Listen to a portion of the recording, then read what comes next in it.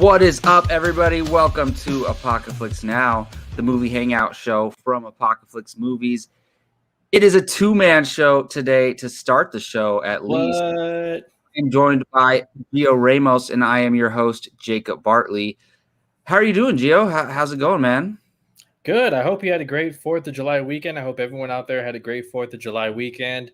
Mine was very low-key. I spent a lot of it indoors. I did a Independence Day 25th anniversary deep dive discussion on Sunday. That's how I spent my Independence Day.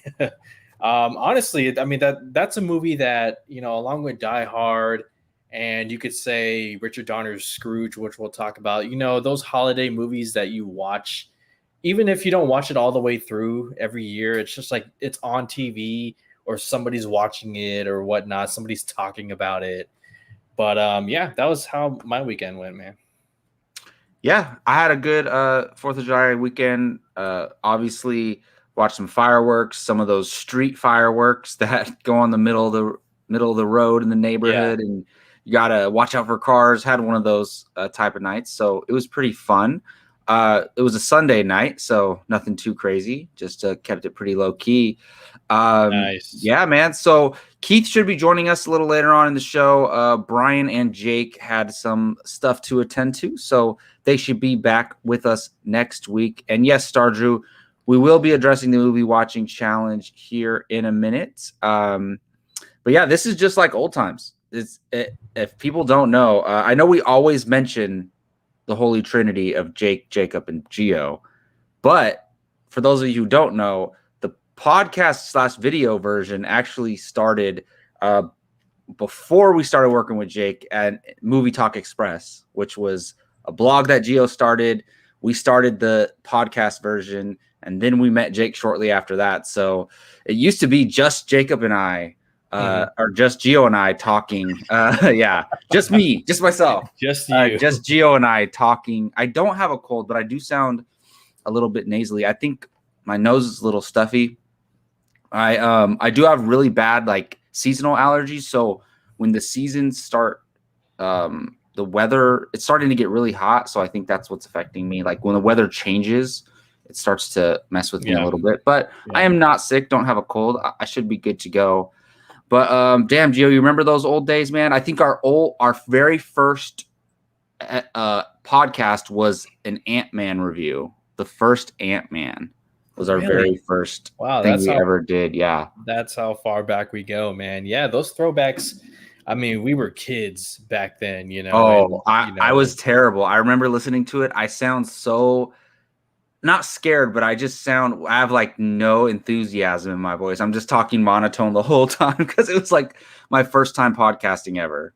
Well, it's not an easy thing to do, I mean, to get on camera with a microphone and you're told to just be yourself, but then it's just like that takes time, and we're still getting used to it, so it's always a process. You got to work on it. Yeah, absolutely. Oh, Beer Fest is a good one to check out on 4th of July, even though it's not a 4th of July movie. I don't think it is, right? Or is there parts that take place on 4th of July? I've never seen it. Oh my goodness. I've never seen it. Okay. That's so disappointing. Beer Fest is amazing. And yes, Star Trek Ant-Man is a great heist movie. Still, honestly, man, it's hard to say top 5 nowadays with MCU, but it's still like in my top 8 MCU movies. I love the first Ant-Man. Well, Gio hasn't seen Beer Fest. And speaking of movies we have not seen, let's go to the movie watching challenge. We'll go ahead and cover it as best as we can. I'll do the noise effect since Brian isn't here. So luckily, I was the one challenged. I did not watch all 4 films, even though I had 2 weeks. I know I'm a bum. I'm sorry, but I did watch the movie that won the poll, which is A League of Their Own. This is a movie that I've had on my radar. I know about. Very popular film, very well known film. Obviously, starring Tom Gina Hanks. Davis, Tom Hanks. It has a stellar cast. I mean, it has Rosie O'Donnell and Madonna in it, which I Mm-hmm. knew, but when I saw them, I was like, "Whoa, that's crazy!" They're so young in this movie Mm-hmm. too, Yeah. which is really cool. And when did this movie come out? It came out in 1992. Yeah. Wow. So I was just a baby. So were you, Gio? Gio, have you seen A League of Their Own? I love A League of Their Own. I have seen that Yes. one. Yes. Okay. So if for those of you watching for the first time, every week, unless we have a watch along, we do a movie watching challenge. One of us is challenged to a new movie that we haven't seen. We keep a list, and then each week a new person is challenged, and the other four of us submit a film, and it gets chosen either way, whether by a poll or by random selection. And the poll that won, or the movie that won the poll for me being challenged, was A League of Their Own. And I actually just watched it today when I got home from work. And it's a delightful movie. Like, it is a very delightful movie. Mm-hmm. I like, honestly, I really enjoyed it very much. And it's from 92. So there are things society wise that were acceptable back when they made films that they probably wouldn't do today. There's a lot of, and I know some of that was to show disrespect towards women, right? Some of the misogynistic stuff in the film was shown to show. It's done with intent. It is, obviously, because they want to show how women were treated even during this time in the 40s, right? So it definitely is. But I still think if they made the movie today, they would try to do it without being so direct. Like, I forget the guy the scout at the beginning of the movie who scouts them. He is just an a-hole, man. Like, what's his name? John Lovitz. Yeah, John Lovitz. He is just like such an a-hole. But at the same time, they sent him out to do that job because the character, because that's exactly what they wanted. They wanted him to find talented and beautiful women to play in this league, which turns out like the talent is really the only thing that really mattered. But honestly, this movie was way different than I expected. I'd never seen a trailer or anything like that. The poster, like the main image for the movie, it looks, it makes it seem like, look, Tom Hanks has a big role, but that makes it seem like Tom Hanks is like the star of the movie when he's really not. It's really, and oh my, of course they have Madonna in the poster. You got to have Madonna, but the real main characters are the two sisters. That character holding the bat right there, and then her sister Kit. Gina Davis and oh man, hold on, let me get her name. Let's see. Wow, hold on. Yeah, so Gina Davis plays the lead, right? Yes, she does. She's the talent, and she's also, I mean, you were talking about John Lovitz and his character. Like, when they started this thing up, they cared a lot about looks, which is messed up. Oh, the league? It's so true. Yeah. They were like, you're beautiful. You're gorgeous to look at. And it's just like, God, like, and it's done with intent. It wants to show you what it was like, give you an idea of what it was like back then. But continue. Yeah, so definitely, absolutely. And it is very, I enjoyed the movie a lot. Like, it's a great movie. It's an absolutely great movie. I understand why it's, considered a classic. But the thing that caught me off guard is, like, I thought I didn't know what the plot was. I knew kind of what it was about, but I didn't know how they were going to execute it. Like, so it starts off like I expected it to start off. Oh, they're already playing baseball, and Tom Hanks is their coach, and they're struggling, and they got to figure out a way to win. But nope, it's not even about like it's not even like that. It's a movie with a much bigger picture, and it ties into World War II when a lot of adult men were going overseas to fight in the war. Even professional baseball players, a lot of them went overseas, and just like women had to go work out in factories during that time, they didn't want to stop baseball from going on. So they created a women's baseball league. And that's kind of what the story revolves around. Yes. Thank you, Lori Petty. So I found it, Lori Petty, but she's like not if you try to look up the IMDb page, like you can't like find her name. It's weird. Point Like Break. How could I forget? Yeah, she was in Point yeah. Break. So yeah.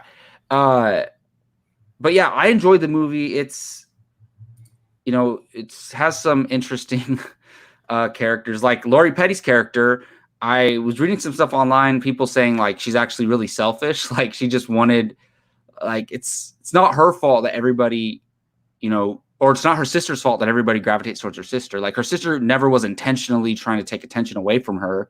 Right. Her sister like always had her back and stuff. And I love how eventually they end up playing against each other, and the way it happens, like the main character of teams that we're following the whole time, their team doesn't win. Dottie, yeah. Dottie. Lori Petty's team, Kit's team that she got traded to, ends up winning, which I thought, in most movies we see, especially during this time, we see the predictable thing happen, right? Like the team we've been following this whole time wins, but they don't win. The younger sister's team wins, and it's just a overall like delightful, entertaining film. And the one thing that caught me off guard was Tom Hanks' character. I didn't know he was playing an alcoholic ex-player who's injured and can't play anymore. Jimmy Dugan, I think. Yeah, this is the most that I've seen, the most non-Tom Hanks character that he's played. Like this, everybody looks up to Tom Hanks as like the just like the greatest guy ever, right? And he plays kind of a douchebag in this movie. And Sean Wingblade beat me to it. I was going to ask you, so is this a debate? I was going to ask you, does she let her little sister win or not? I'm torn on that. That's the first thing that I questioned when I saw the scene. Mm-hmm. Yeah. If I had to decide, I would say yes, she did let her win. But at the same time, they showed throughout the movie that she was always hard on her sister. She was always hard on her sister. And even when when she was pitching and she had to come out of the game, Tom Hanks' character asked Dottie, like, what do you think? You know her the best. And he's like, she's done. Pull her out. Like, she's always hard on her. But every decision she made was like looking out for her, like looking out for her best. So, but they emphasize it so much. They show her fall down. The ball falls out of her hand. I'm going to lean towards yes, she did. Agreed. Yeah. Well, because in her mind, she's probably thinking like, okay, Dottie wants to play this last game, finish it out, right? Kit, baseball is her thing. Like, this is her dream. Early on, when John Lovitz is trying to recruit her, she's That's very right, much yeah. like, I want this. And Dottie knows that if she does this for Kit, what kind of confidence it gives her going into next season.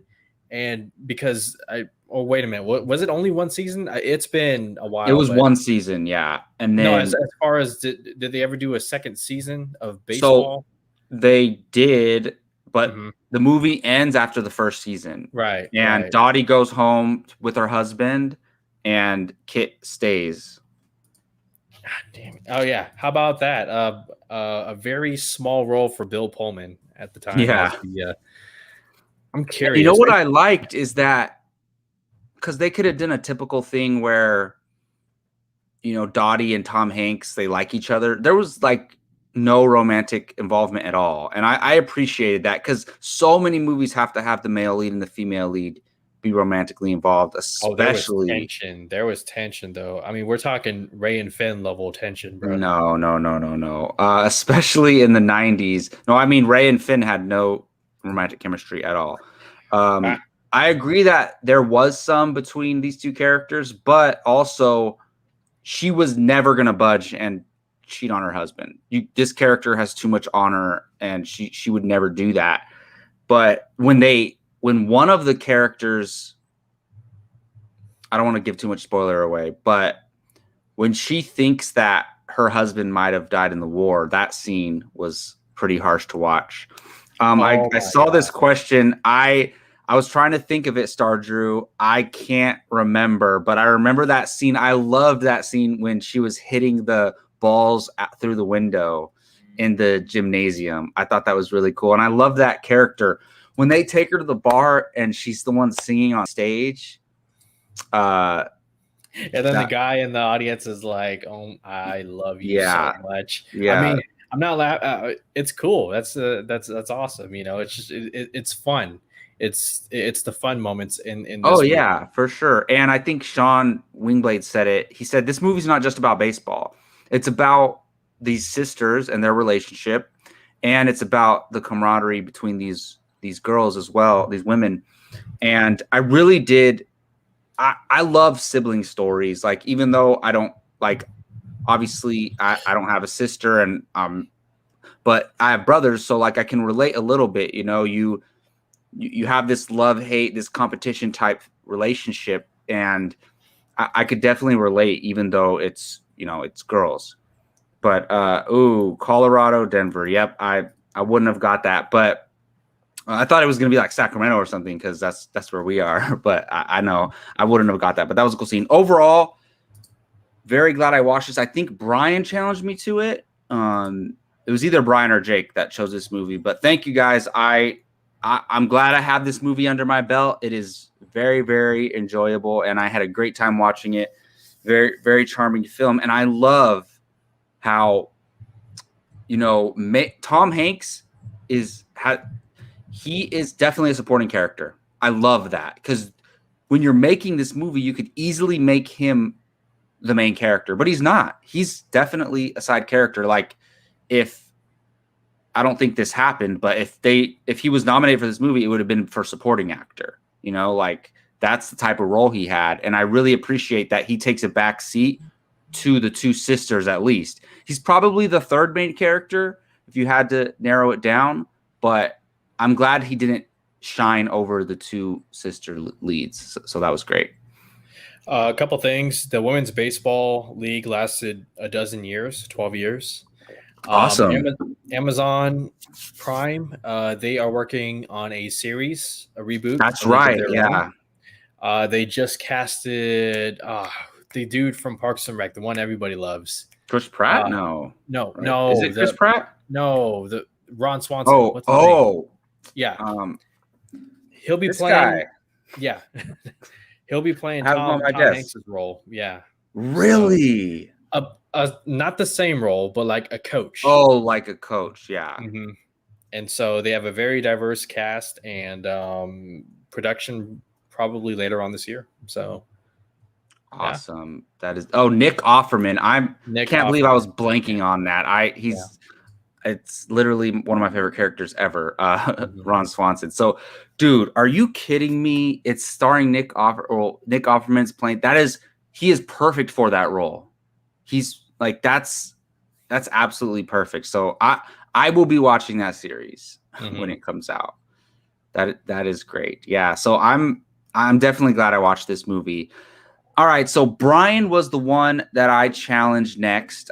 He couldn't make it on today's show, but we will be revealing the movies that he was challenged to. And I'm guessing since he's not here to decide, we're going to put a poll up. The notes say he will select a movie and how it's picked. So that was planned when he was supposed to be on the show. So, okay. Yeah, that's Brian was challenged. He will select the movie and how it's picked. These notes were made before we knew Brian wasn't going to be here. So Jake will be putting up a poll, I'm assuming. So let's go ahead and reveal those 4 movies. Gio, you got those? Yep. First one is a classic, Basketball. Yep. Never seen it. Trey Parker, Matt Stone. It's so funny. I need to watch that. I think you would really love that one. Next is Best Picture winner, and that's Birdman or The Unexpected Virtue of Ignorance. Nice. Incredible cast. And then you have the 2000, let's call it a classic because so many classic cars. Gone in 60 Seconds, Nicolas Cage, Angelina Jolie, quite an ensemble. And then finally, the Leo DiCaprio, Martin Scorsese team up, The Aviator. So those are Brian's picks, and we will find out soon which one he has to watch. Honestly, he should watch all four of them. Yeah, I mean, eventually. Star Drew, I will review my movie that I picked because I don't want to speak for anybody else because I doubt Brian's going to watch this or is watching it.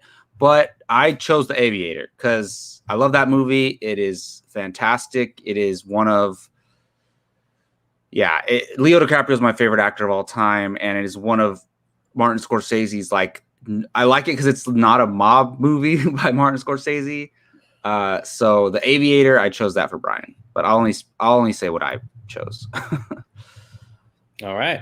So a poll will be going up relatively shortly, and hopefully Brian will be watching Aviator, but I won't be mad if he'll be watching any of those other films, and we'll talk about it next week. All right, we're going to get into a bunch of cool stuff. We're going to be talking some really great trailers. We're going to be talking F9 in spoiler fashion, and we will be discussing a little bit of Richard Donner. But before we get to that, I want to tell you guys about the casting table. It is another show that we do here at Apocaflix Movies. And basically the concept is we take a character within a lore, or it's a known being that is going to be represented in a fiction story or movie or television someday, hopefully relatively soon. And we cast them ourselves, which actors and actresses we would love to see in those roles. This can be your favorite Marvel characters, your favorite Star Wars characters, your favorite DC characters, or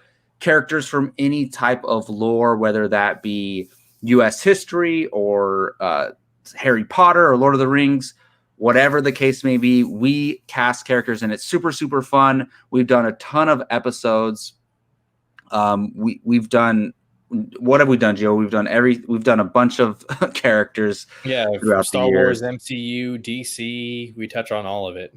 Yeah, we've done Thrawn. We've done what's the character Spider-Man, the one who hunts him. But Craven. We did Craven before Aaron Taylor Johnson was cast in that. Mm-hmm. So go ahead and check those out on our YouTube channel. And we will be doing another one very, very soon. And we will be casting DC Comics Zatanna, the character from the DC Comics.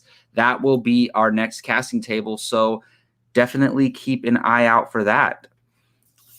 All right. So we have a few trailers to discuss here, and the first one being the trailer for Don't Breathe 2.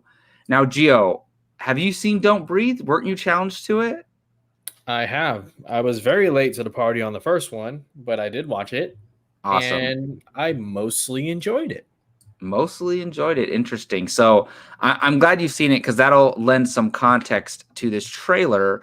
But I'm curious. Just jog my memory a little bit. You had some problems with the first one, or what was your perception of the first one?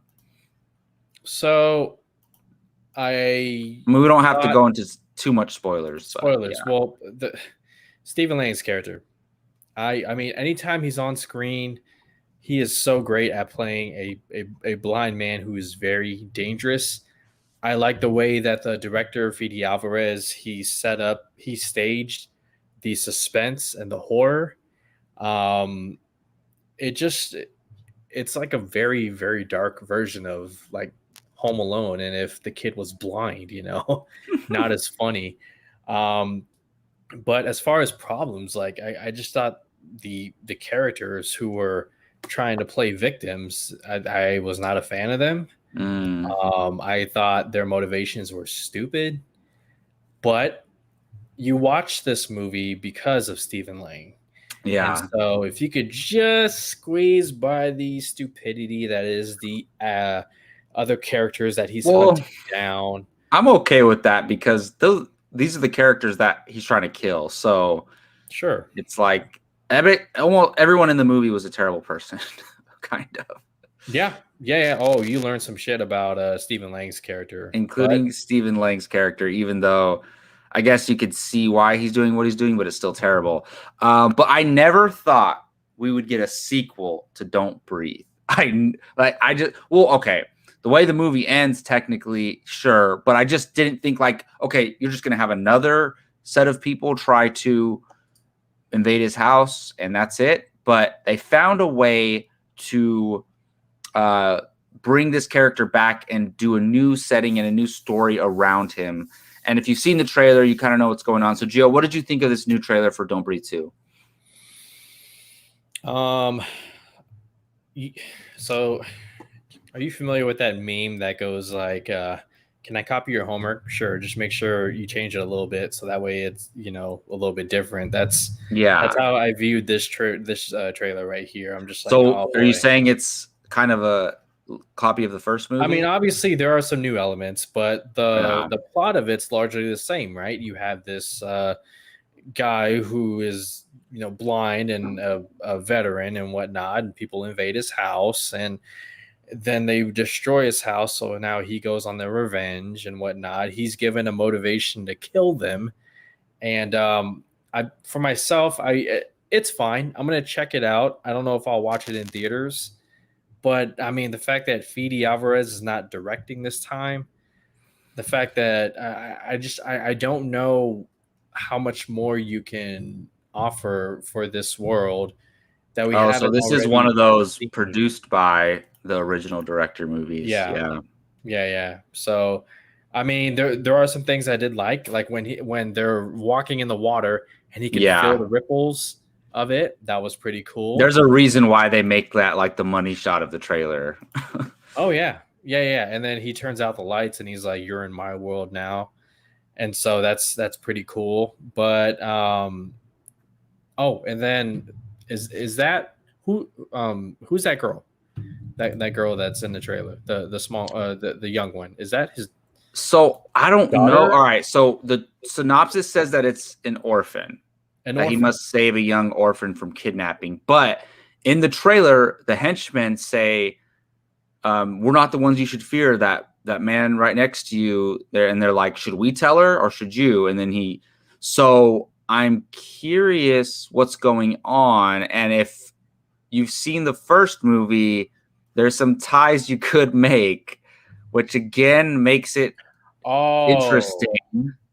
Which again makes it very, very interesting to see, like, will we sympathize with this character, with Stephen Lang's character, or will we just hate the Pete guys he's trying to kill so much that we're just okay with it?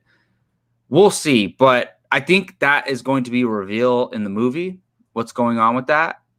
But as far as the synopsis goes, and I'm sure there's more information out there that people might know of. If you guys know anything, let us know in the chat. But as far as I know, the synopsis just says it's an orphan. Yeah. Like I said, I mean, I don't know how much more they can do to like warrant a sequel. Do they do the Terminator 2 route to where he's now the hero? I think that's what they're going for, honestly. So I love the first movie. I think it's great and very original. And I know you said it's like Home Alone, but I just think overall the concept is very original, and I loved it. But I never thought we would get a sequel. And so the fact that we're getting a sequel is cool. Like, I'm on board with that. I like this trailer. It didn't blow me away.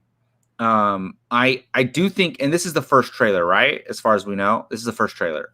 So it's kind of what I've seen. This is kind of like, it's a little more than a teaser trailer, but I still consider it like this is what the movie's going to be trailer. Like, it's an introduction trailer, I guess you could call it. And I think, so I'm curious, I need a little bit more information, just like you, Gio, like, who's this girl he's trying to save? What's going on here? But we'll find out in the movie.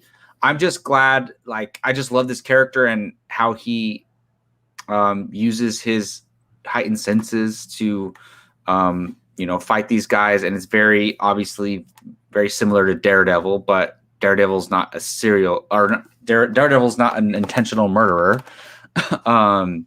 So there's that. But yeah, I thought it was a good trailer. Like, they had the last 30 seconds of the trailer were really cool when you see him start hunting these guys down and he throws the hammer at the guy, times it perfectly. That could be fun. But I really hope they find a way to, like, make us care for, like, they want us to root for him in this movie. So I'm curious, do they win us over on that sense? Like, will we be rooting for him as viewers? I'm curious about that. I don't know. I didn't like how in at the end of the first movie, she walked away with spoiler. She walked away with the money, um, and just got away and whatnot. Granted, he did some evil. I mean, this movie Yeah. is that first movie was bad versus evil. Hmm. You So know, doesn't he get her though? Doesn't he drag her back to the house, and that's how the movie ends? no, he gets away because she gets away because he falls through the glass Mm, and is heavily injured. She does the house alarm thing to where he can't hear anymore, and then now he can't mm, see, and she yeah. just messes him up, and then she gets away. But then Oh, yeah, the yeah, news yeah. media coverage says that he's still alive and You're whatnot. right. You're right. Yeah, You're right. But I remember, doesn't the movie start with him dragging her to the house, and then they show us that again, and then she ends up getting away again? Yeah, that's what yeah. happened. But yeah, but anyways, yeah. So that's the Don't Breathe 2 trailer. I'm still excited for this movie. Like honestly, this is a movie you have to watch in the movie theaters for those moments where the screen goes all black and those type of things. Even though we're following the killer in this movie, I just think it's still a horror movie. It still has horror elements to it. And I thought that's very interesting. And you brought up T2, right? This is a rare example where they're taking where the original was a horror movie and they're kind of turning it into an action franchise in a way. I don't know about that. I don't know about this sequel. It's just I'm probably going to catch it on streaming because I'm just unless when we review it on the channel, you guys give it like rave reviews and whatnot. It's just I don't know. I mean, the first one was cool. You know, it definitely surprised me, but I didn't ask. I'm speaking for myself. I didn't ask for a sequel. You know, that's just me. So we'll see. Let me know how it is. Definitely, definitely will. All right, let's move on to another trailer here, and that is the second full-length trailer for Shang-Chi and the Legend of the Ten Rings, the Marvel Studios MCU movie. Shang-Chi. So I actually just watched this trailer for the first time What? today. Yep. Bruh. I actually kind of I've turned into watch the first trailer and avoid the rest of the trailers guy because I just want to go into the movie as blind as possible. But I will watch trailers for the obviously to talk about them on the podcast. So I had no idea that Abomination is in the trailer until today, which is crazy. But Gio, you wrote on our group chat, you wrote something like referencing your excitement, but then you didn't say what you were excited about. And I figured it was the Shang-Chi. It was the day the Shang-Chi trailer came out. So I didn't know. I didn't know there was like must watch trailer. But hopefully you're more excited about this trailer, man. So what did you think? I am way more excited about this trailer. You are correct. First off, I found out it's actually pronounced Shang-Chi. So I don't know uh, why that is, but that's the way it's pronounced. So Um, anyone I've ever heard say it like over I've heard people say it 1,000 times and they've always said Shang-Chi. well, we live in Everyone. America too, so it's Yeah. just yeah. But anyways, I like this trailer a lot more. It showed off the powers. We saw more of the 10 rings, which I learned is actually, I mean, on a human, they look like bracelets, right? But apparently, Hmm. the rings are for like a dragon, and we saw Hmm. hints of the dragon in the underwater. We don't Hmm. know if it's actually Fin Fang Foom. The everything that I've seen so far mentions the Great Protector. That could be a cover, or they could actually just go that route with the dragon. But I mean, the money shot, man. Abomination versus Wong. Crazy. Is that who it was? Wong, Abomination versus Wong. And you know what? Yes, Oh my I goodness. look. What? I've been I couldn't talking tell who about that was. I rewinded it too. I've been talking about the Incredible Hulk. Okay, I'm a defender of that movie. I think more highly of it than the rest of my my movie podcasting comrades. And so I'm finally happy to see that they are acknowledging that movie more and more in the MCU. We're getting Blonsky back as Abomination. We're going to learn more about that fighting tournament. I mean, so you have a soldier on a serum gone wrong. You have a sorcerer in Wong. You got Shang-Chi. And who else could we see? Wait, why is there a tournament? Do we know why? No, the trailers didn't tell us, but I'm sure if you've read the comics, there's probably I an mean, explanation there. it And can't be like Contest of Champions, like I don't know if it would be all like what the Grandmaster does. I don't know if it would be. It looked like it was very like low key. and if you deep dive into this trailer, you find out that this tournament takes place in Madripoor. Madripoor was a heavy setting in Falcon and the Winter Soldier. Ah, that makes sense. Falcon and the Winter Soldier talked about the Power Broker. The This Power would take Broker place. is all about the Super Soldier Serum. Mm-hmm. Who has the Super Soldier Serum in the trailer? Abomination. So it makes sense why he's there. So there's so much speculation going on, but this trailer I thought was so much better. It displayed the powers, beautiful, gorgeous cinematography, um, a lot more action, and the whole story is centered on the father son relationship. Mm-hmm. And so we'll learn more about that. Yeah, all right. Abomination aside, which is freaking awesome. I love this trailer.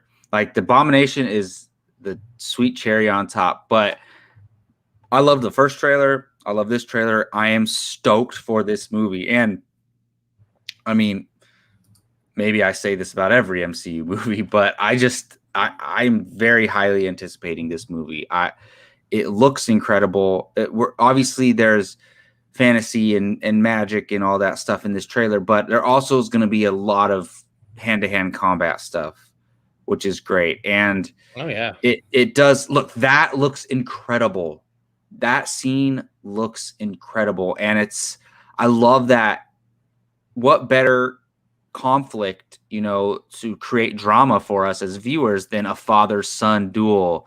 And we see from the beginning of this trailer that his mom's telling him, you're me, you're your mom, but you're also your father's, whether you like it or not. So he obviously has not liked his father for a long time. And he knows that his father's a criminal, a bad guy, a villain, whatever you want to call it. And that he's the Mandarin, right? His dad? yeah. They haven't Yeah, confirmed that, or what? I mean, no. I hesitate because, and this is kind of off topic, but Marvel intentionally changed the character in the comics. It's Fu Manchu, who's the Mandarin. In this movie, it's a character named Wen Wu, and they did that because of the controversy with Fu Manchu in the comics, him being stereotypical of like Asian representation. So they changed it.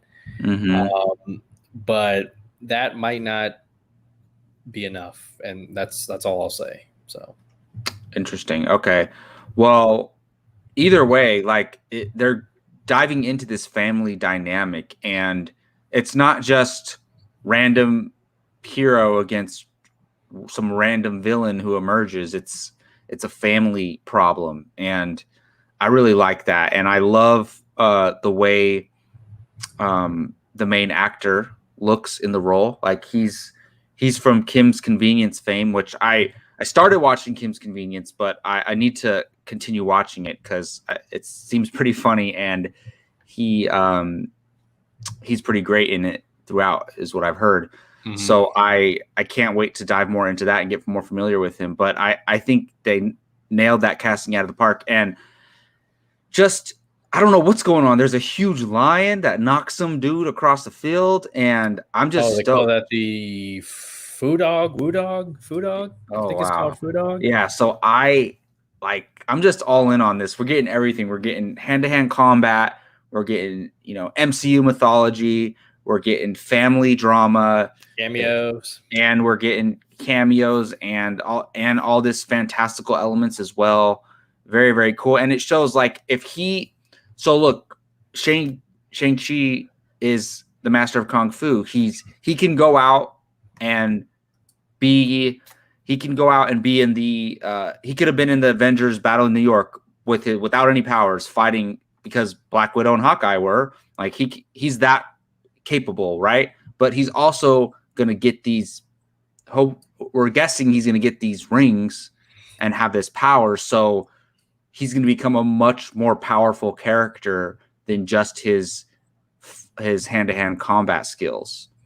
And so I'm assuming so that would be really cool to see, and then he could have a strong presence in the MCU going forward.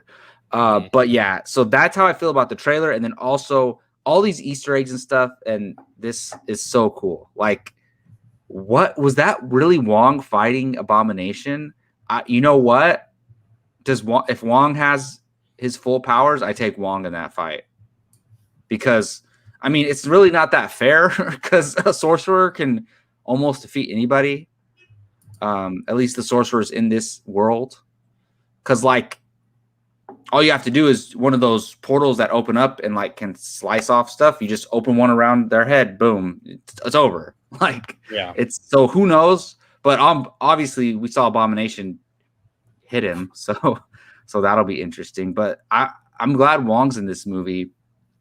Man, is there anything I missed? That's some great trailer. Great trailer. No, I mean you're on point where we're seeing a lot more Wong in the MCU. You know, Oh, I'm all for it. I love him. Wong in Doctor Strange, Wong in Infinity War, Wong in Endgame, Wong in Shang-Chi. I think he's appearing in one more. He might be in Multiverse. I'm pretty sure he's gonna be in Multiverse. Oh, I'm sure. Madness. Yeah. Yeah. So it's exciting, dude. I'm gonna piss you off. I'm a lot more excited about this than I am Black Widow. Like, it's not even close. And that's how it is sometimes with Marvel, okay? They announce all these damn projects, and it's like, but I want to be excited for the next one, but I'm looking down the road and I'm like, holy crap, who's that? You know? Have you seen that meme where there's a guy holding a girl's hand, but then he looks back and he's like, ooh, it's like I'm holding Black Widow's hand, but I'm looking at Shang-Chi and I'm like, ooh. But that's because heavily due to you already know everything about Black Widow. You know all the reviews. You already know, like, it's basically, it's almost, you've done everything but seen the movie, like, which we're seeing this Thursday, and I almost forgot, and I can't freaking wait. I'm stoked about Black Widow, but that's another conversation. Hey, I'm going into it with an open mind. I'm sitting right next to you. We're going opening night. You know, I'm not going to go in hating the movie. Otherwise, I'm wasting my time. You know, there are some cool shots in the Black Widow trailer. There are some shots I like. My problem is they killed off Black Widow 2 years ago or 3 years. When was Endgame? But we're intelligent to know that this takes place at a different time. But there's no stakes. There's no stakes because we know what happens. And it's just like, again, I'm going in with an open mind. I am voicing concerns. Hold on. If I am proven wrong. You know, when you watched Batman Begins, you knew Batman wasn't going to die at the end. There was no stakes for Batman. Yeah, but Nolan didn't kill off Batman 2 years prior. So it's just, I'm just saying, okay? I'm going to give it a fair assessment. I'm going with you opening night, fool. Okay? We're going. I know. I just, look, don't diss my girl Scarlett Johansson as Black Widow. That's all I'm saying. Give it a fair shot. And to be fair, I'll say, and thank you for being very careful, Gio, because you know I don't pay attention to any reviews. I don't know any reactions to the movie, but I'll find out myself this Thursday and for my own opinion about it. Yeah. But yes, the Shang-Chi trailer, awesome, very incredible. Like, when does this movie come out, Gio? Next year? September 7th. This year? Sure. Yeah. Oh, I forgot. There's a lot September coming out 3rd. this year. I'm sorry, September 3rd. That is like 3 months away. Now you know why I'm looking over Oh Black my Widow's shoulder and goodness. like, hey, you know. And Nah. to that extent, I'm looking over Shang-Chi's shoulder because there's another movie coming out this December, which I won't talk about. So, And you know what I'm doing? I'm walking by holding the MCU's hand and just strolling forward, keeping my head straight. DC walks right past you. You're not even looking. No, no, not at all. Not at all. Just kidding. I love them both equally. I'll be like this with DC and Marvel on my arms, walking through You the streets. There we go. putting them both in chokeholds. yeah, Like, I'm walking both of them right yeah, here. yeah. Come I on, guess. we're Look, I going had to to the lift them. studio. Look, all right, like this. Then I had to lift my arms up high enough so you could see them. Jesus. All right. All right. Let's move on. We'll go ahead. We're going to talk about Fast 9 in a second, but before that, Gio, do you want to tell them about our 2 other review shows that we do here at Apocaflix? Yeah, so not only are we doing Apocaflix Now, our movie hangout show every Tuesday, but tomorrow we will be covering Loki on Disney Plus. It's episode 5, 2 left, guys. It's getting real. It's getting very serious. So stop by after you've seen the latest episode of Loki and join us on Wednesdays at 7:30 p.m. for Marvel Rewind. The rumors are getting heavy. The speculation is hot. The TVA will not probably make it out of this series. That is just an estimation on my part, a prediction. Could we see Kang the Conqueror? Who knows? Come find out after you've watched Loki episode 5 and get our take, our breakdown of the latest episodes. That's happening tomorrow. And then Friday, the Fandalorian Club is back. And your boys, Jake, Brian, and possibly myself, we're going to be doing a little bit of catch up because we're going to have 3 episodes to talk about. So this could be one of the longer Star Wars rundown shows, but take it from me. Where's here? I'm going to look at you right here. The Bad Batch is very impressive. Okay. I had very low expectations for the Bad Batch because it's a kid's show. Okay. But it has continued to surprise me. There are recognizable faces making cameos in the Bad Batch. Check it out. It's a fun watch. Remember, it's a kid's show. Don't take it too seriously. Okay. But afterwards, if you find yourself enjoying that, add to that experience and join us every Friday at 4 p.m. Pacific time for the Fandalorian Club. Plugs done. Awesome. Thank you, Gio. And yes, I'll be on the Marvel Rewind episode tomorrow. And I took a step back on the Fandalorian Club, the Bad Batch reviews. I actually think I haven't seen the latest episode, so I have to get on that. Just because I've been working and I get off close to when we record on Thursday or on Fridays, but I definitely will give my thoughts on the latest episodes whenever I get a chance, and also the full season review. I'm sure we'll do sometime after that. Yes, all right, sir. so I think we can jump to the F9 review. Or do we know if Keith's going to make it today? I'm not sure. I'm not sure, but we should definitely talk about that news topic that's on the or do you want to wait until? Let's wait until Keith. If Keith, yeah, and if he doesn't show up, we'll talk about it at the end. Okay. Cool. All right, so let's move on to, and Keith hasn't seen Fast 9, so this makes sense. So yeah, Gio, we both talk about Fast 9, but not here on Apocaflix yet. So we're just going to talk about it. Warning, full spoiler discussion here for F9, the Fast Saga, these amazing titles they come up for with these movies, geniuses over there. But I do want to talk about this question real quick, if Gabe's still hanging around. Gabriel Miramontes, my boys, sad face with a tear. I don't know why. Best Fast and Furious movie and why? For me, it's number 1. Well, Gabriel, if you watched our ranking show a while back, you would get a better sense of it. But we technically didn't give our personal exact lists. But before we get to F9, Gio, actually, Gio's, yours is F9, right? What? Your favorite of all time? Your Hell favorite no. Fast movie is No. F9? Oh, No. okay, my bad, my bad. No, no, no, no, Gio, no. what is your favorite Fast movie before we get to the F9 spoiler discussion? Um, it's a close one between 5 and 6. I'm gonna go 5, Fast Five, the one that changed it all. Yeah, that's a great one.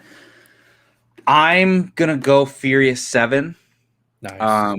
because it's just, I remember that theater experience more than any of the other movies. I know what theater we were at. We were at Greenback. We were with our buddy Shane. Us three were there. I don't know if anybody else was there, but at least you, I, and Shane were there.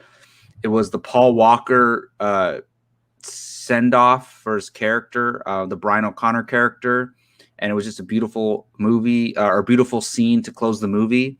So I got to go with Furious 7 as my favorite, but number one actually is a close second. But F9 is near the bottom for me. We will talk. Let's get into it, man. So obviously we were disappointed with F9, Geo. We came out of it with not much good things to say, but after having some time to reflect, what would you say is, well, you could talk about a positive too if you want, but what would you say is the major thing contributing to like your overall negative opinion towards the movie? Um, it's just the family, the ensemble, whatever you want to call them. It doesn't feel whole. It feels like it's missing some parts.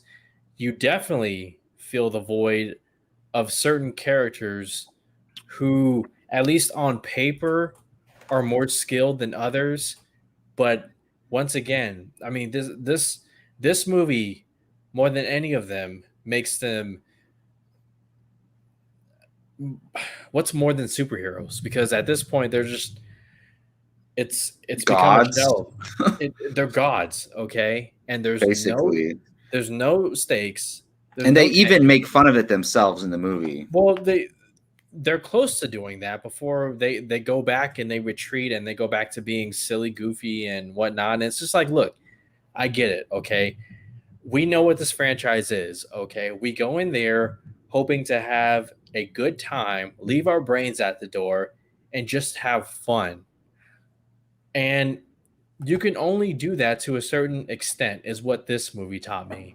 Because while you're there in Perfect theaters, timing, Keith. oh, Keith, what's Your up, buddy? favorite movie of all time, What's happening? F9. Oh, good.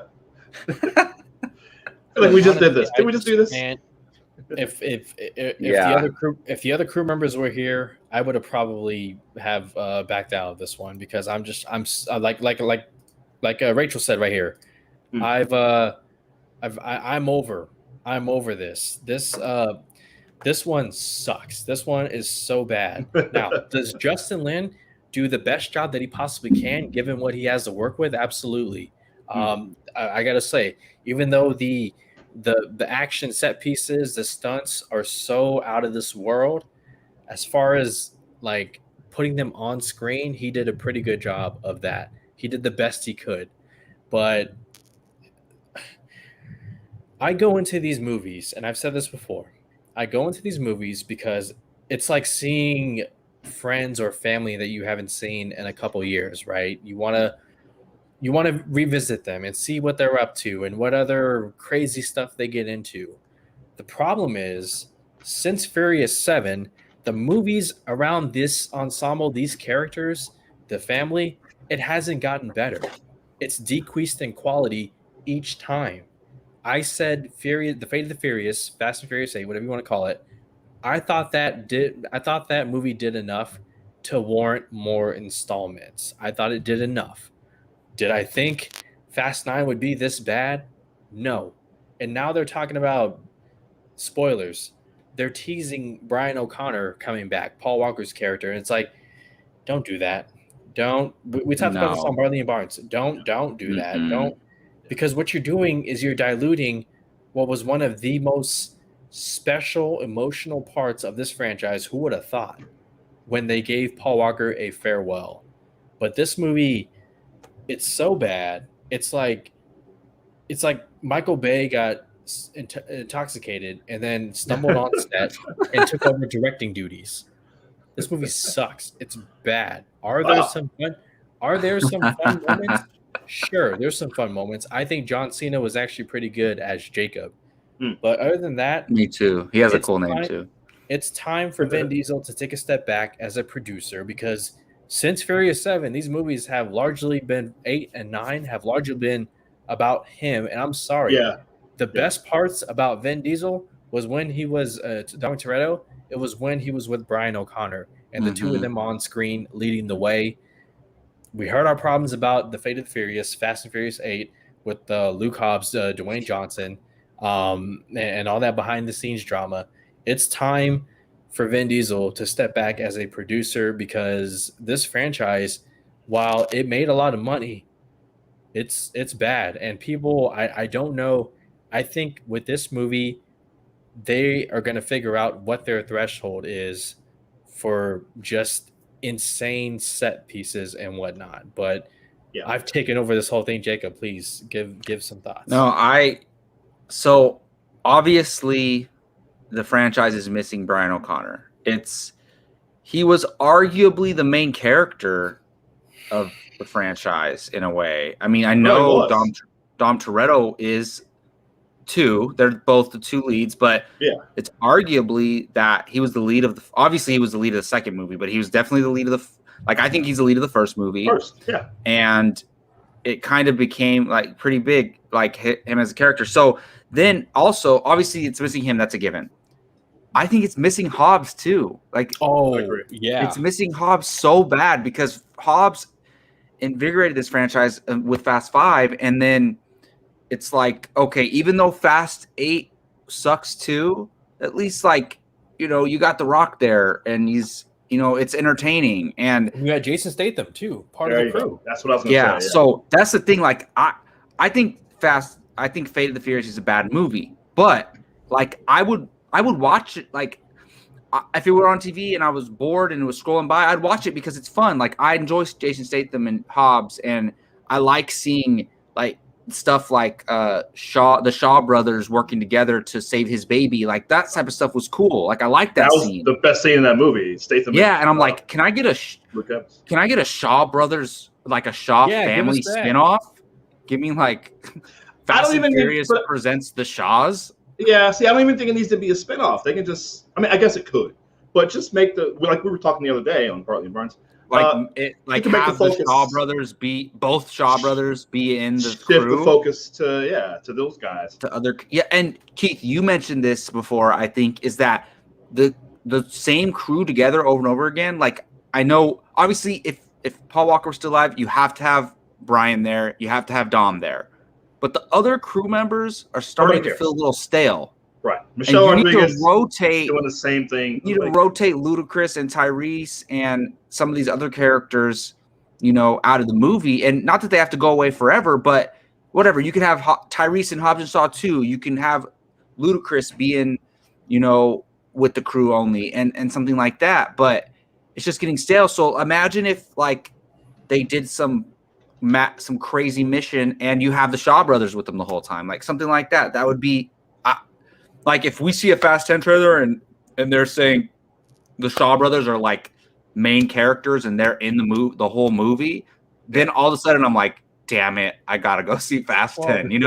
I would be excited because those characters are interesting to me, and I believe them when they're out doing these action things. I believe it.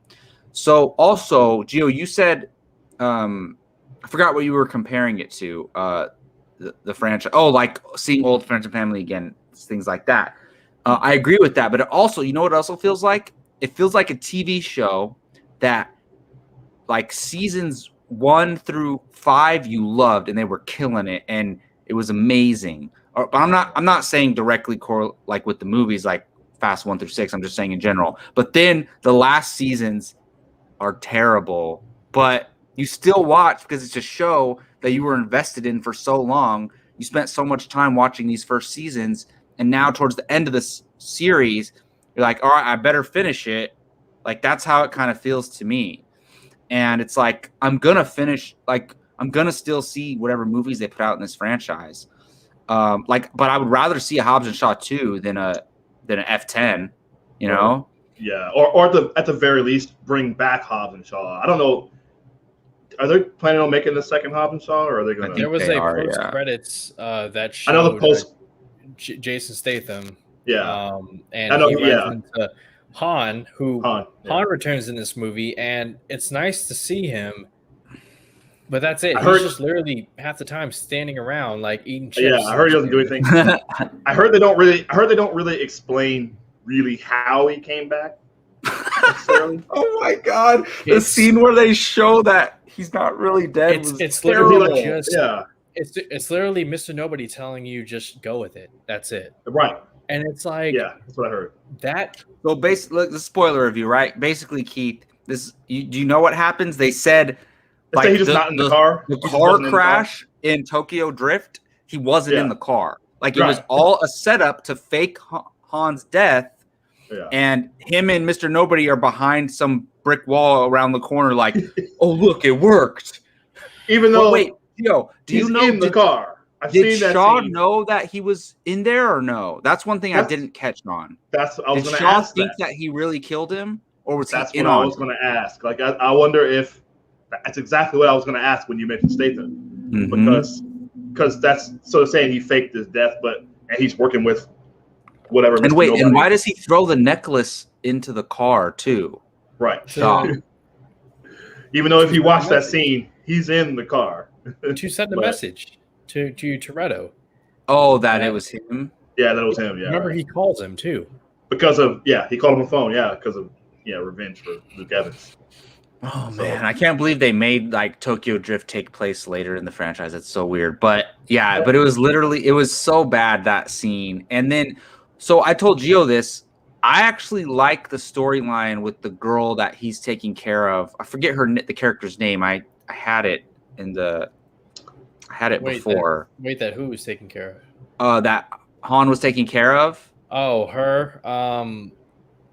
I don't know her name. Was it L or something like that, or it was like a short name? But anyways, like, yeah, you see her in the trailer. She's using like the gun on top of the truck. That I actually like that character, like, because she was like whooping ass in the movie, and I'm like, oh, this character's cool. Like, it's one other character that you believe her in the action scenes.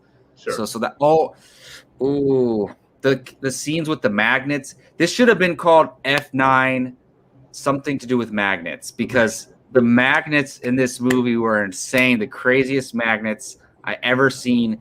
So, what's her name's character? What's Emmanuel? What's the girl from Game of Thrones? Ramsey. Yeah, Ramsey from Game of Thrones. Like, apparently she can't drive. Oh, the hacker. Apparently she doesn't know how to drive, and it was like a cliche, like, oh, the whole theme of these movies are driving, and everybody's a badass driver, right? Except her. And they're doing like a chase down, right? And they're in this big truck that has a magnet on it. Magnets play heavy into the plot, Keith. Like, yeah. Magnets are like the craziest technology in the world in this movie.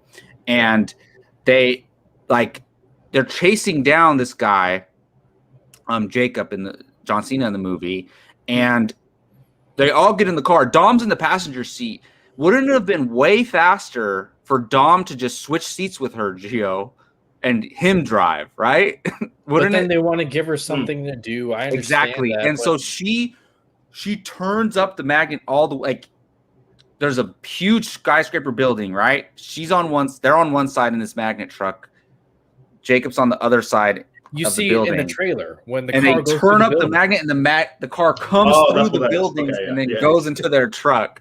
And ironically, Ludacris and Tyrese move from the back of the truck to the front of the truck so they don't get hit. Gio, I was thinking we should have took notes. Well, you did take notes, but we should have wrote down notes. Ridiculous things to happen in this movie. That was one of them. Another thing is they're in like this cellar type thing.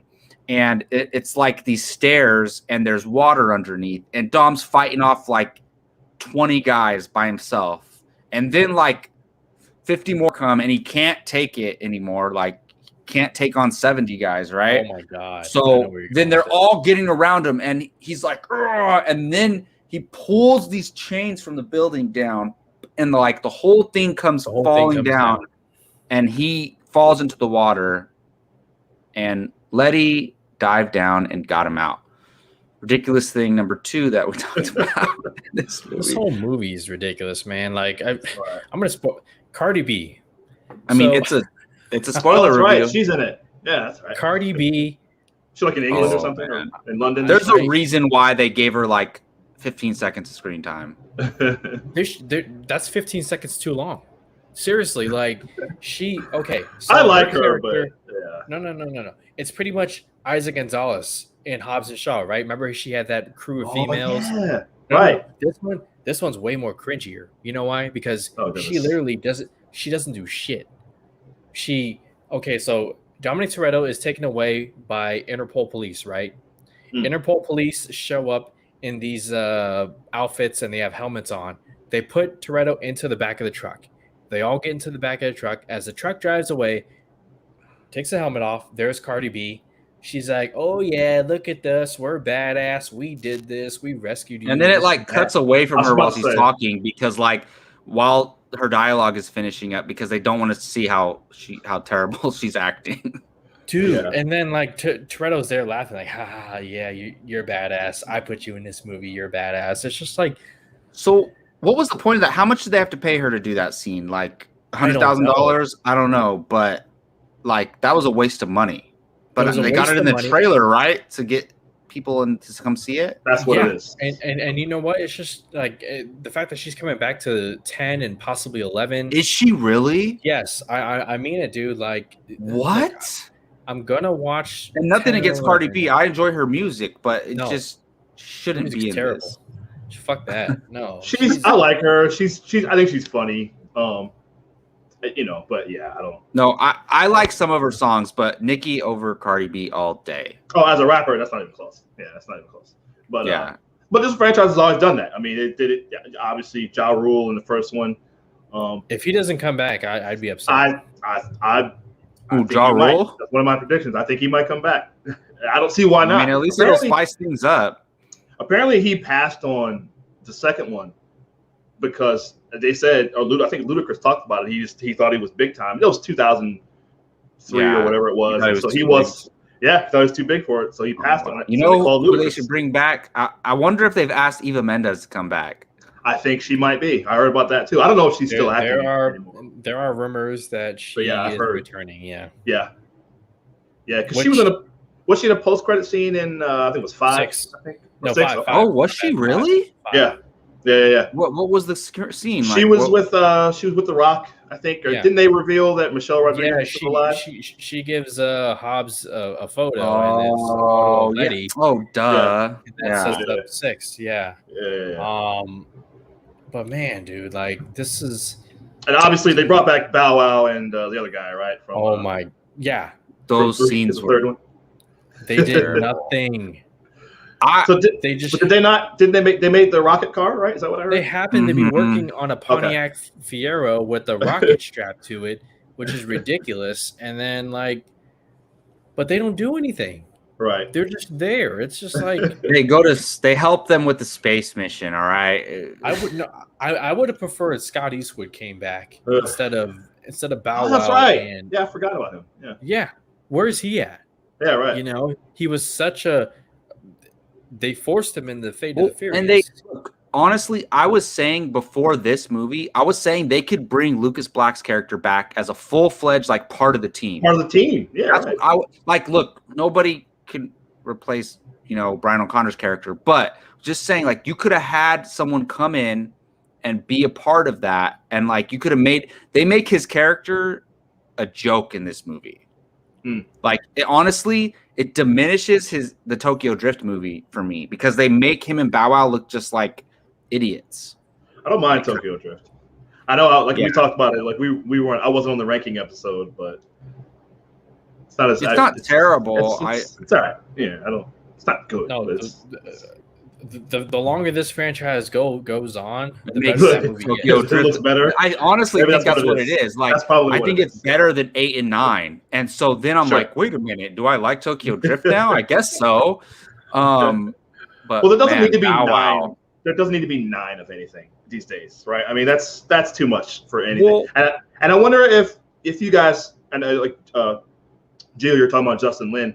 I mean, he's done like what 5 of these movies, 4 of them at least. He did 3, 4, 5, 6, and then 9. Yeah, so 5. I'm just surprised because like in all of those movies, other than all those movies, like he did a pretty good job, like pretty good to great, and then he did Star Trek Beyond, which I freaking love that movie. Yeah, that's a good one. And I'm like, what happened here is what I don't know. The franchise writer, Chris Morgan, he's not doing, he didn't do F9.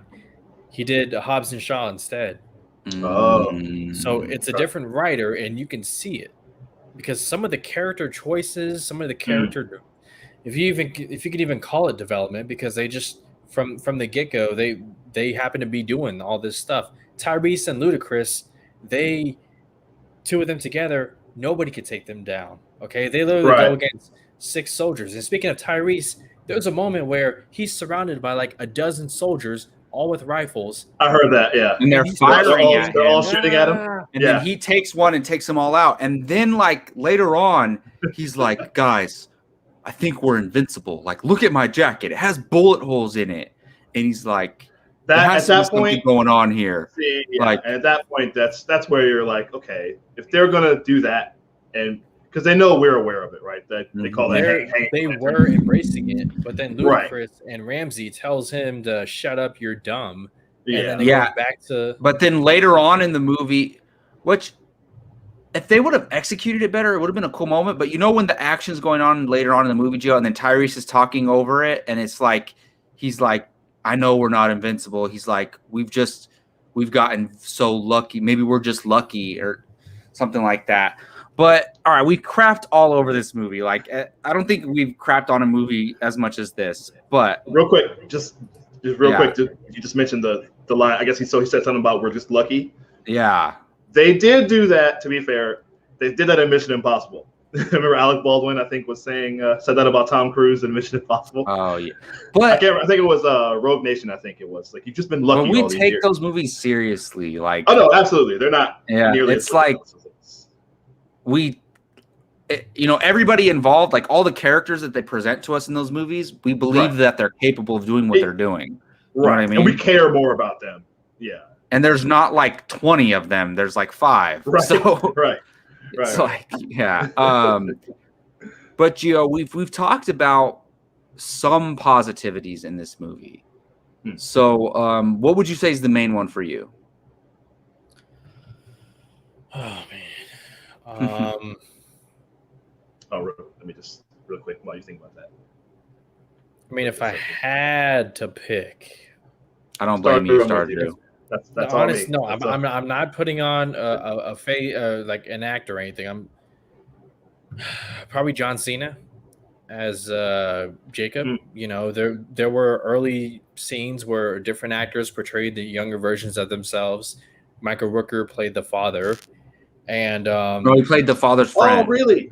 The father's friend? Oh yeah, yeah, I'm sorry. Yeah. He wasn't their father. He was like he's like an uncle, pretty much. Yeah, basically, yeah. Is he still around? Yeah. Yeah. He is, because Dom goes and sees him when he's older. So make him part of the crew. Yeah, right. Yeah. I mean that wasn't bad. And I'd like to see John Cena come back. Man. Yeah. I mean he's going to, right? But he's clearly just reminded me of the villain of the movie. He sucks. That's what I heard. Well, Otis. Yeah, that's what I heard. Is he the real villain? I don't know. It's Charlize. Didn't Charlize get away? Like she got away again? Yeah. Or something. She got away, yeah. I mean, she's great, but like just the dialogue and the writing is terrible. Right. Yeah. I don't know, guys. I don't know. Well, I heard Steve Morris on the Cinephiles with John Roca. He talks all the time about movies like this where like action is supposed, like you're supposed to set up you're not supposed to set up the story with action. The action or vice versa, something like that. Like, you know what I mean? Like the action is supposed to or the story it's not supposed to serve the action. The action is supposed to serve the story. Exactly. And it seems like it seems like this is all just action, and then they get to the story kind of secondary or even tertiary. Mm-hmm. You know, and I could just tell that from the trailer. Yeah, that's why over time, I know I wanted to go see it when the trailer first came out, and then over time I was just like, I don't know about this, man. As soon as I saw the car going into space, I said, no, that's gonna be a red box rental for me. They would have died instantly. Like, come on now. I agree with Gio. Like, not necessarily just John Cena himself, but and it's funny because a lot of people that was the one negative thing people were talking about. Like, oh, come on, John Cena's his brother, and you can't take this seriously. And it actually, at least for me and for Gio, obviously too, it was the best part of the movie for me. I didn't mind the flashbacks. They have two younger actors playing Dom and Jacob, and I gotta admit, I don't know if it's a guilty pleasure thing or not, but I did not mind those scenes at all. Oh, no.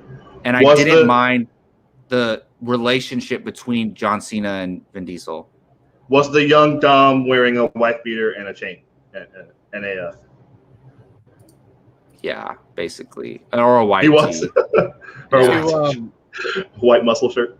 Mm-hmm. So this is the last thing I'll say because I didn't even want to talk about this today, but because we're low on staff, I'm here. I'm being a team player, but like you, Jacob, I'm a sucker for the brotherly bond. Whether it's movies like Warrior or I haven't seen Onward, but I've heard you talk about the brother relationship.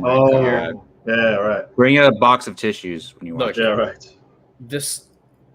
The root of this franchise since 5 has been all about family, right? We see there are so many memes on Twitter right now about Vin Diesel and family, but the strength of it was John Cena and Vin Diesel's Dominic Toretto, Jacob and Dominic Toretto, and one could say it was pretty predictable that he would, as do all the freaking bad guys, whether it's Owen Shaw, Deckard Shaw. They all end up working with them. watch Cypher, Charlie Theron. And there's a bigger villain. I think they're setting her up to be like their biggest foe, which it better not be she's working with them and then they're taking on a bigger foe. I mean, that's I wonder if they're going to tie in that mystery voice from Hobbs and Shaw. They probably will. Because we still don't that's some kind of cliffhanger, I guess. So we're trying to figure out who that is. Who could it be? At this point, they. Yeah. You mean character wise or actor wise? They're so invincible. They're like who? Honestly, who? I mean, and even Hobbs and Shaw fight an enhanced human being. Right. Yeah. Exactly. Exactly. With a magic motorcycle. Superpowers exist in this world. Right. I mean, so it better be the Decepticons. I was listening. I was listening to the Weekly Planet, and they were saying that there must be a deleted scene in the first one where they touched a magic amulet that made them invincible. Oh, for sure, absolutely. And who knows, man? Maybe they take on the dinosaurs from Jurassic World. Time travel. Same studio. Something. Yeah. Oh, it is. Isn't it? Yeah, that's right. I could see that. Oh my god, dude! If it's time travel, because that's it. That's the next thing. That's the next thing is time travel. Time travel, or they end up on a different planet. Oh, they're and they gotta race aliens to get a ship part. Oh my goodness! There we go. Let's do it. No, you might as well. A spaceship with NOS. Bro, a space car with NOS. You got that in this movie. They use NOS in space. I heard, yeah, that's what I heard. They gotta drag the sun like they drag the safe in Fast 5 or something like that. Something ridiculous. All right. So yeah. But there's some enjoyable parts in this movie that we can't remember, but that's it. Fast 9, F9, the Fast Saga, best title ever. That'll do it for our thoughts. And Keith, we saved this last topic to discuss with you, man, because we thought you might want to touch on it. and that is the passing of Richard Donner. Yeah, passed away at the age of 91. For those who aren't familiar, some of his best films include, or his most notable films include Superman, the movie, Superman 2, The Goonies, the Lethal Weapon franchise, Scrooge timeline, and his last movie was 16 Blocks. Man, I didn't realize that. Yeah, it's weird. Didn't he just recently talk about doing Lethal Weapon 5? 5, yeah. We were, I remember we were talking about in the chat maybe, I don't know, not even a year ago. Gio and I were going back and forth about it because I remember Gio mentioned it in our group chat, and I went, I don't know about that. Lethal Weapon 5. I was like, I definitely would have seen it. I was definitely like, cool, but I was like, what is that going to be about? Like, what? But now, we talked. I think we talked about it on the show too. But R.I.P. Richard Donner. So Keith, maybe talk about some of his favorite films of yours and what this means to you, man. Oh, big loss. Richard Donner, obviously a heavyweight, like I told you guys the other day. But my favorite Christmas movie is Scrooged, and he directed that. Nice. That was my absolute number one Christmas movie of all time. The movie still holds up. Put a little love in your heart. Absolutely. I love that movie. But I mean, I can't see anything. I've seen most of his movies, nearly all of them. I didn't see these 3 early ones, X-15, Salt and Pepper, and Lola. But The Omen is terrifying. I saw that when I was way too young. I haven't seen Inside Moves, but I've seen The Toy. I didn't know he directed The Toy with Richard Pryor. That cracks me up. The Toy. Yeah. I love that movie. Right. I know, right? I had no idea. I love that movie. He directed Maverick. Maverick is great. I don't know if you guys seen Maverick. I haven't, but it's so good. It's a Mel Gibson collaboration, right? It's really good. Somebody else. Forget who the leading lady is. I want to say Renee. Maybe. No, it was somebody else. Jodie Foster. Yeah, there it is. Yeah. Sorry. Yeah. It's really good. It's very, very good. But I'm not going to go through all of them. But Radio Flyer is also really good. If you haven't seen that, I recommend that. But I didn't realize. Oh, and Timeline. Have you seen Timeline? I haven't. No. I didn't know he directed that either. I saw that on his filmography. I went, I don't even remember that. That's a good movie. He's a producer on the first X-Men film, which is really cool. Him and his wife, Lauren Schuler Donner. Oh, really? And yeah. He was a big time. He's done a lot of producing. Oh, wow. Timeline starring Paul Walker. Yeah. That's a pretty good movie. It's actually not that bad.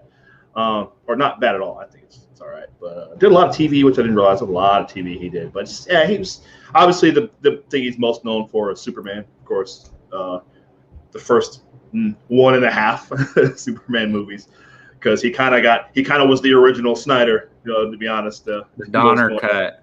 Yeah. Mm-hmm. Yeah, because they just, for whatever reason, didn't like what he was doing with the Superman film, so they brought in some other Richard Lester to make a goofy version. Keith, have you seen both versions? I actually haven't seen the Donner version. I'd like to watch that. The original one is, I know everyone loves Superman 2. It's blasphemy to say it. I don't really. Doesn't hold up as well as it did. Do you like it?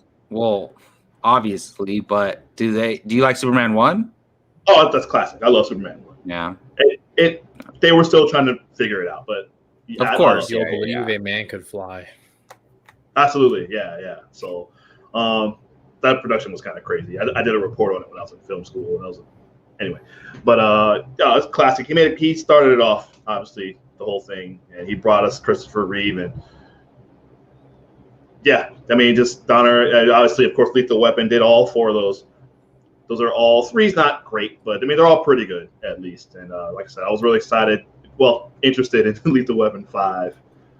That's it. Yeah, I think Rachel. That's crazy. I think I'm the same. Because obviously the biggest one is Goonies, right? Like everyone knows, and Goonies is one of the most beloved movies ever. I think the exact same thing for me, Rachel. So that's a big loss. I didn't realize he was 91. I knew he was up there. I thought he was in his early 80s. The first directors I knew of as a kid were Scorsese and Tarantino. Okay. Not even joking. Because my Wow. parents would watch those movies in the room with me, thinking I wasn't paying attention, but I was. Jacob was watching Goodfellas at age 7. I literally was.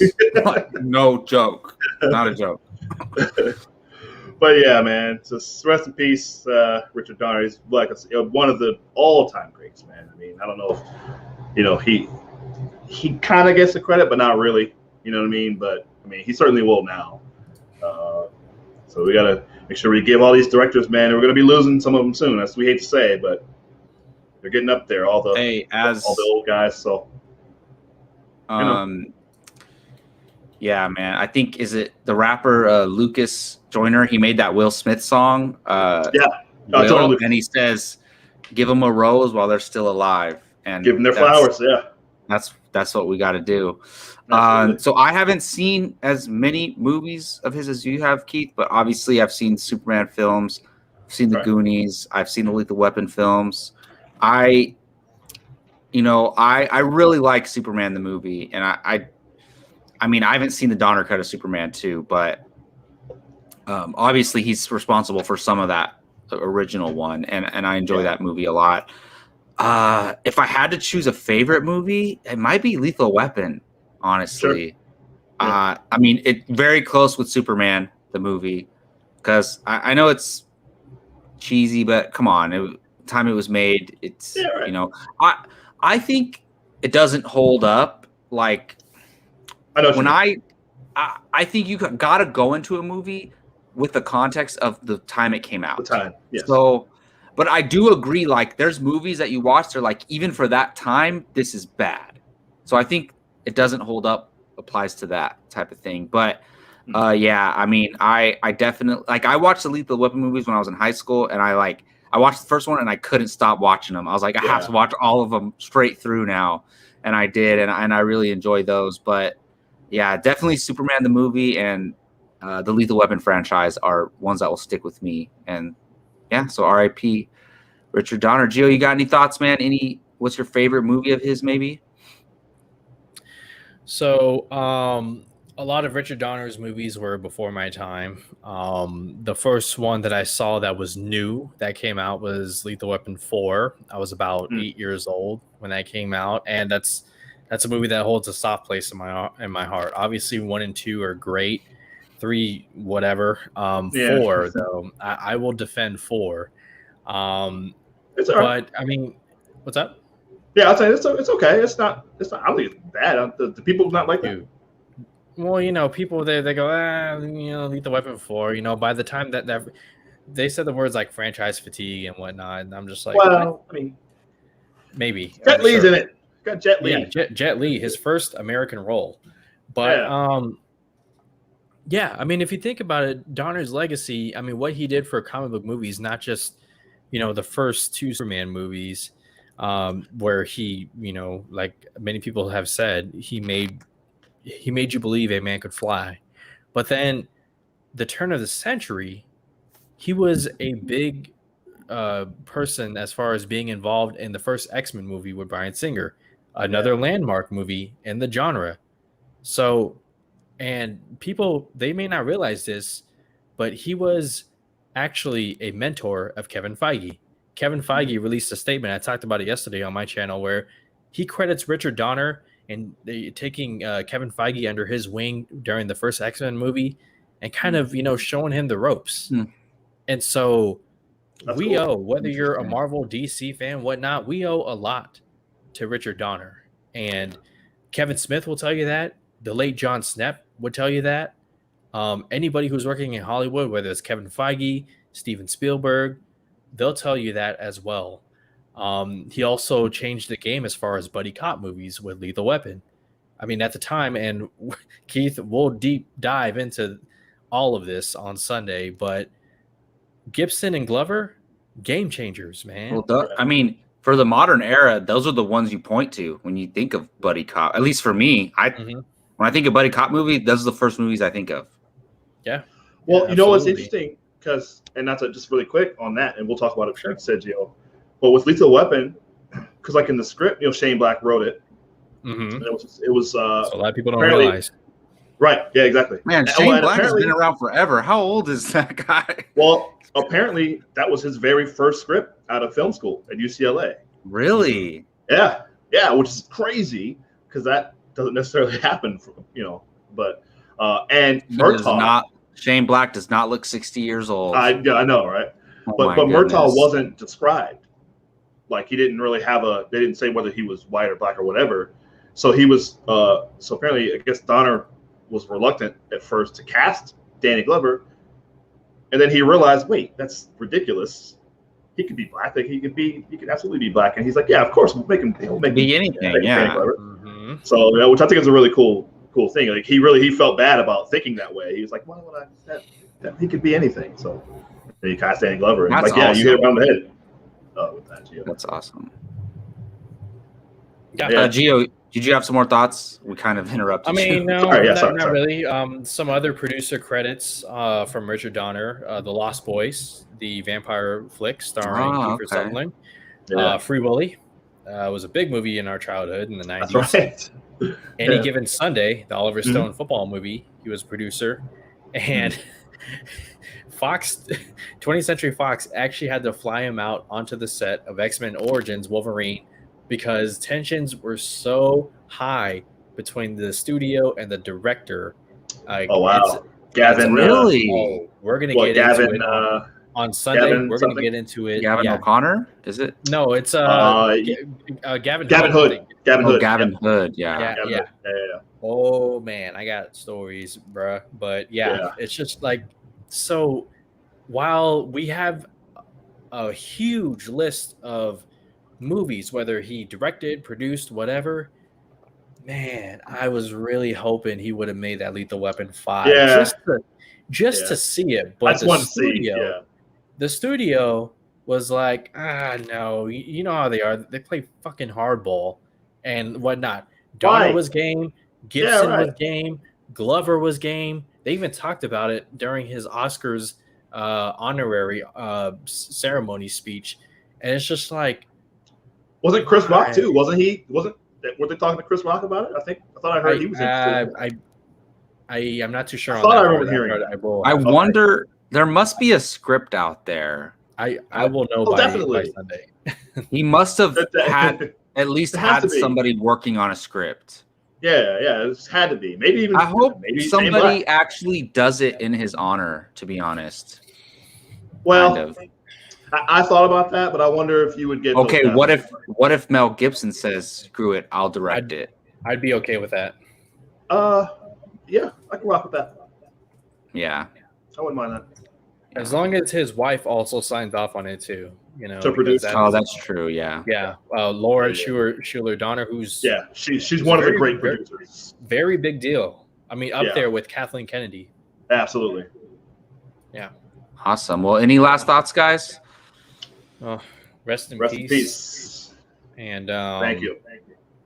Yeah, if you guys get a chance, go online, read some of the quotes from Kevin Feige, Steven Spielberg, Mel Gibson. I didn't know that Kevin Feige story, Gio, and it's safe to say, like, we would have said this anyway, just because, Superman the movie was kind of the first major superhero comic book movie, but we probably wouldn't have the MCU without Richard Donner, because whether you could say X-Men started the new era of these comic movies, but we wouldn't have had the evolution of comic movies without the start of Superman. And then to hear that he influenced Kevin Feige so much, because Kevin Feige is a amalgamation of everything he's learned since he started working in the business. So if he was working with Donner that young, then he heavily influenced him going forward. So that's. Do you guys mind if I bring up the comment real quick? Sure, go ahead. Okay, hold on. Let me bring it up right here, and I'll read it to you guys so that way you can see it. And can one of you share Rachel? it? Totally agree. It's right there on the screen. It says, Richard Donner not only made me believe a man could fly, he made me believe that comic characters could be brought to life on the big screen with heart, humor, humanity, and verisimilitude. Verisimilitude. Help me over that. Sorry. Verisimilitude, Above all, he taught me that it can and must be done with respect, caring, kindness to everyone in front of and behind the camera. Dick and Lauren became mentors during my early career and key supporters throughout the birth of the MCU. I owe my career to the way that they took the time to nurture and teach a kid from New Jersey who didn't know how to use a fax machine or make coffee very well. I always thought of Dick was immortal. I still do. My thoughts are with Lauren and the entire family. Wow. Beautiful. And beautiful. Right? Honestly, like some people say things because they have to. Like I trust Kevin Feige like with anything, and I believe he means that genuinely. Yeah. You know? Yeah. Well, and what really I love to hear is the thing about, you know, treating everyone with respect and kindness and care, both in front of and behind the camera. That's the way to do it. I can tell you firsthand, they don't necessarily teach that in film school, which is why you get a lot of the stories that we get now. So I'm that warms my heart to hear that. That's the way it should be. So that's nice. That's a very lovely statement. Awesome. Well, that is a beautiful way to end today's show. I want to thank everybody for watching, everybody for commenting in the comment section. Thank you so much. We would not want to do it without you guys. Thank you, Gio, for basically engineering this whole episode. Let them know where they can find you online, man, and what else you got going on. Not bad. A couple speed bumps on my end, but that's okay. So I have my own channel where I also talk about movies, rumors, heavy rumors, and that's Fandom United.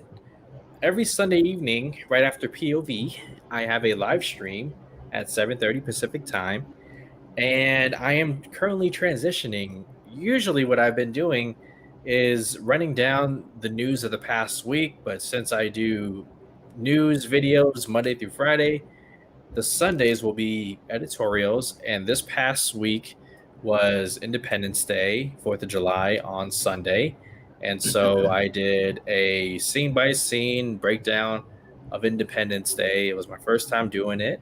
Rachel and Star Drew were there. Thank you guys again. And it was a lot of fun. And this Sunday, we will be talking Richard Donner, going over his entire film slate, legacy, fun stories. I can't wait to share some. We'll have some clips from his interviews, etc. It'll be a fun time. If you want to learn more about Donner and his legacy and what he meant, check it out. Awesome. And Keith Barnes, I know you were only here for a short time, but so glad we got you here for the Donner discussion. Yes. Let them know where they can find you online. And if you do any other shows on YouTube or anything like that. Well, I do, Jacob. Thank you. I just did a show with you, our return of our show. It's called Bartley and Barnes. We're coming back. We're doing a monthly recap show. We're going to recap all the stuff in pop culture, music, movies, sports, whatever that happened in the previous month. It's a lot of fun. So you come join us at the end of this month for that. But our previous episode, we just talked about all the stuff that happened in June, a little bit of stuff from May, just everything mostly from kind of early this year, but mostly from Basically, we touched on like 2021 up until that point. Yeah, pretty much, yeah. So you can go to our channel, check that out. You can also see me with said on said show, previous show that we just talked about, Fandom United. Haven't been on the last couple of weeks. Some just other stuff that's come Busy up, but man, I will be there. Man. Yeah, but I will be there to talk about Donner, Richard Donner with Gio. You can catch me. We've had a lot of great shows, talked about a lot of fun stuff on there. It's a lot of fun. I enjoy being on there. So you can see me on there. You can follow me on Twitter also at Keith Barnes 79. Thank you, Rachel. Hey, you stuck through the whole episode, 2.5 hours. Yeah, she did. She probably learned Shout so out much about NBA basketball like that she didn't know prior to that. So awesome. Thank you. And you can find me on Twitter at Jacob Bartley 824. We talk about sports on Bartley and Barnes, but I also have a fantasy football discussion YouTube channel called First Round Fantasy. Football season's coming up. It's starting to heat up. Basically, everybody on Apocaflix, we all play in leagues together, so kind of crosses over a little bit. So check me out there. And of course, check us out here at Apocaflix Movies. We do Apocaflix Now every Tuesday at 7 p.m. Pacific Standard Time, and we will be reviewing Loki episode 5 tomorrow. Tomorrow, Wednesday at 7:30 Pacific Standard Time. I'm gonna try to stay up till midnight and watch it. Probably not gonna make it. Maybe I'll take a nap and then wake up and watch it, but we'll see how that goes. And of course, check out the Fandalorian Club on Friday when we talk about the next episode of The Bad Batch. And please follow us on Twitter, Instagram, Facebook, all that good stuff at Apocaflix Movies. Thanks again for watching. We'll see you next time.